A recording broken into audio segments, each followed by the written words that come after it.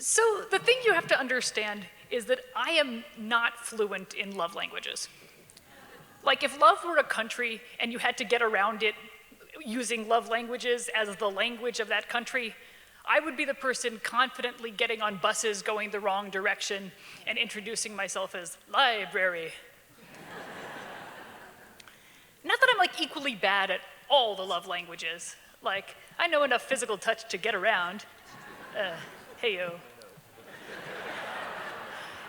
And like, I think of myself as being good at words of affirmation.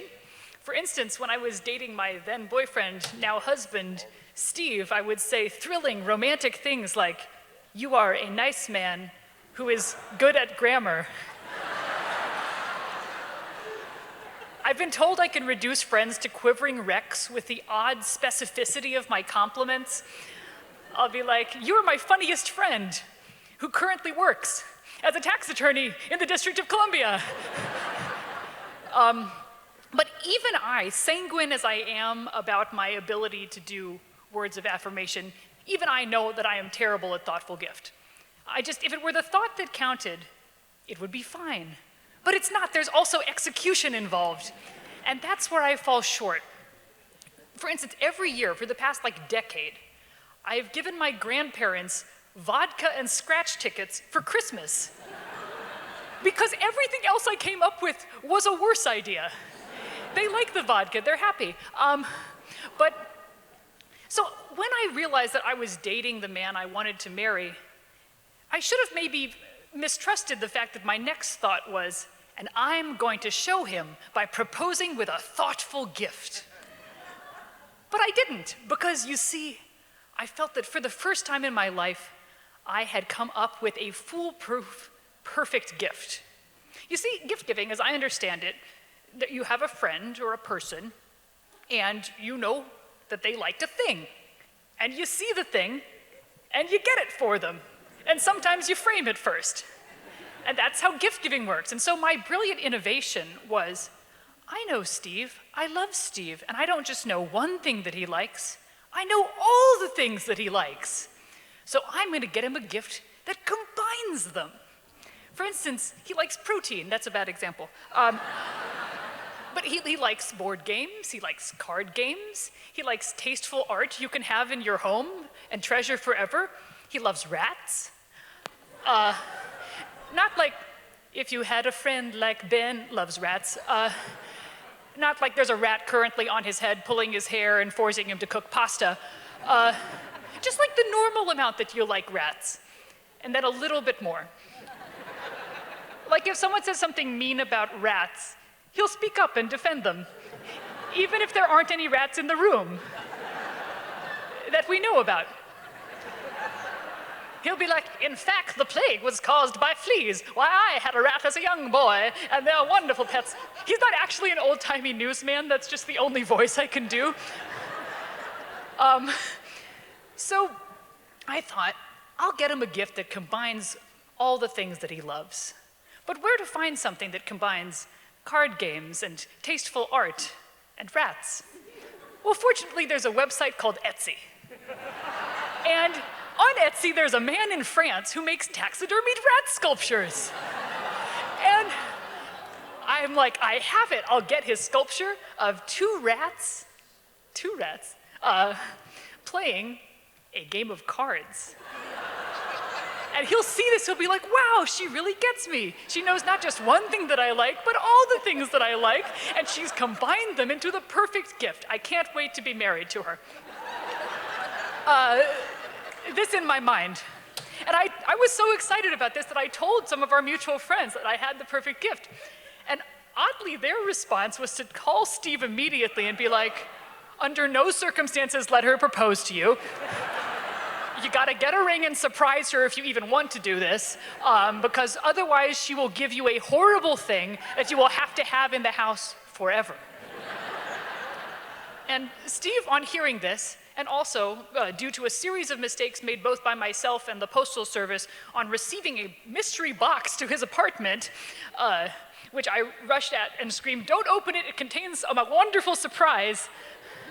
He put this together and he said, "Well, why don't we both propose to each other. I'll get a ring, you'll give me whatever this wonderful surprise is.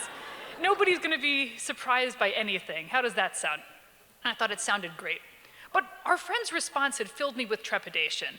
And I began to think, is there some chance that my gesture could be misconstrued? I know what I'll do.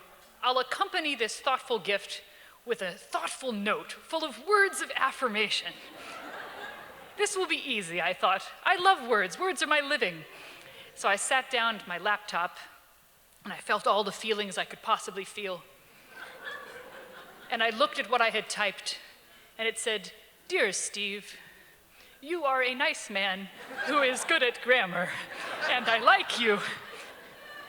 Anyway, months went by as I worked on this note. Fall turned to winter, winter turned to spring. I'm coming up on like a 3-week work trip, and Steve's like, I would really love to get engaged. Like, if you're still into that, you ever gonna finish this note? And I'm like, I love a deadline, so I finished it the night before I was due to leave for 3 weeks. And at this point, I go and, open the box for the first time, which I had not actually opened the box. Pandora wishes. She could.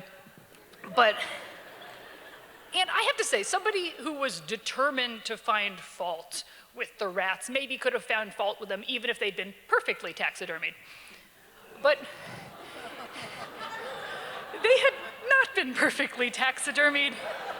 I'm not an expert, but I do feel like maybe they shouldn't crinkle oddly when you pick them up. Also, both feet, I think, should be ideally securely attached to the rat. Also, the small table at which they were playing their cards had fallen over. So the first thing Steve hears after months of storing this mystery box is, "Oh no, the table!"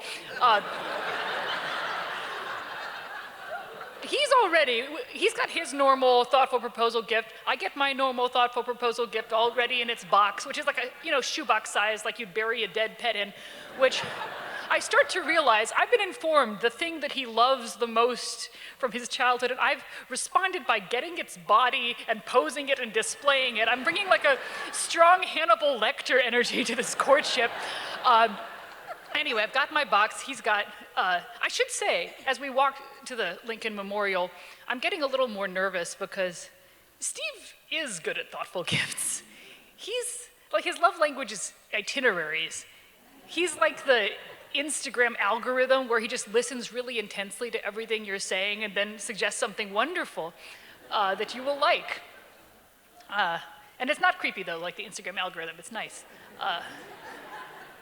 And so he's gotten me a beautiful family ring, and he's written me a sonnet.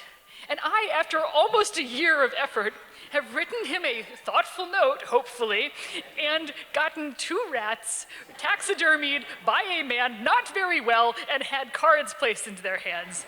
And as we're walking, I'm starting to think, like with a surprise proposal, there's usually an element of like, will they, won't they, when the Jumbotron goes, is it gonna be a success? And this is not a surprise proposal. This is very planned, but I'm also like, you could still get out.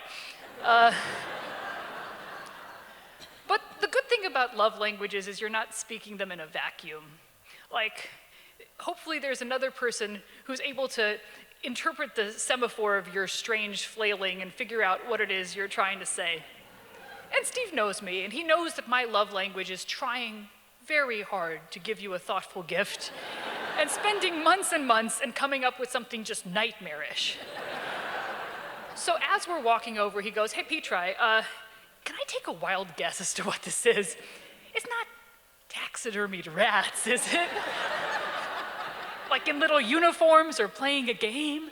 And I'm like, how? And then I'm like, well, because everyone said it would be horrible and he heard me say the table. And also, he knows me. He knows what he's getting into. So I knew that we were gonna be fine, even after he opened the box.